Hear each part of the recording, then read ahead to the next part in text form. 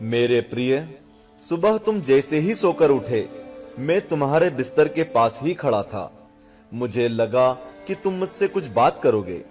तुम कल या पिछले हफ्ते हुई किसी बात या घटना के लिए मुझे धन्यवाद कहोगे, लेकिन तुम फटाफट चाय पीकर तैयार होने चले गए और मेरी तरफ देखा भी नहीं।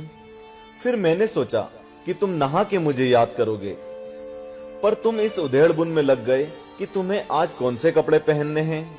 फिर जब तुम जल्दी से नाश्ता कर रहे थे और अपने ऑफिस के कागज इकट्ठे करने के लिए घर में इधर से उधर दौड़ रहे थे, तो भी मुझे लगा कि शायद अब तुम्हें मेरा ध्यान आएगा, लेकिन ऐसा नहीं हुआ।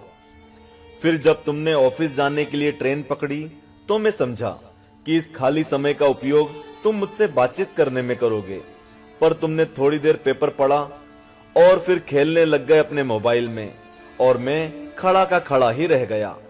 मैं तुम्हें बताना चाहता था कि दिन का कुछ हिस्सा मेरे साथ बिताकर तो देखो, तुम्हारे काम और भी अच्छी तरह से होने लगेंगे, लेकिन तुमने मुझसे बात ही नहीं की। एक मौका ऐसा भी आया जब तुम बिल्कुल खाली थे और कुर्सी पर पूरे 15 मिनट यूं ही बैठे रहे, लेकिन तब भी तुम्हें मेरा ध्यान नहीं आया।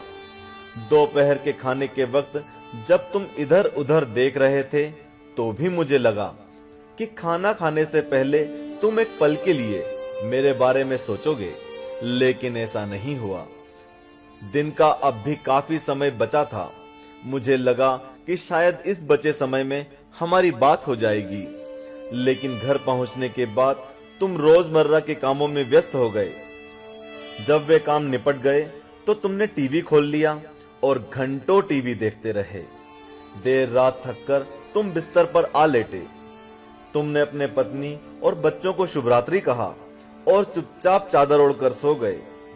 मेरा बड़ा मन था कि मैं भी तुम्हारी दिनचर्या का हिस्सा बनूं, तुम्हारे साथ कुछ वक्त बिताऊं, तुम्हारी कुछ सुनूं, तुम्हें कुछ सुनाऊं, कुछ मार्गदर्शन करूं तुम्हारा, ताकि तुम्हें समझ आए कि तुम किस लिए इस धरती पर आए हो और किन कामों में उलझ गए हो। लेकिन तुम्हें समय ही नहीं मिला और मैं मन मार कर ही रह गया। मैं तुमसे बहुत प्रेम करता हूं। हर रोज मैं इस बात का इंतजार करता हूं कि तुम मेरा ध्यान करोगे और अपनी छोटी छोटी खुशियों के लिए मेरा धन्यवाद करोगे। पर तुम तब ही आते हो जब तुम्हें कुछ चाहिए होता है। तुम जल्दी में आते हो और अपनी मांगे मेरे आगे रखकर चले जाते हो।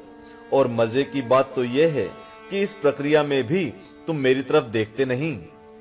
तुम्हारा ध्यान उस समय भी लोगों की तरफ ही लगा रहता है और मैं इंतजार करता ही रह जाता हूं।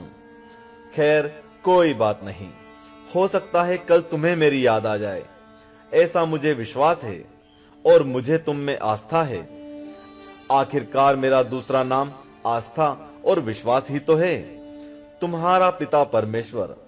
चूंकि हमने इस वीडियो का टारगेट 1 लाख लाइक्स रखा है, तो बिना देरी किए लाइक का बटन दबा दें और कमेंट बॉक्स में हरिओम लिखें। जय श्री कृष्णा।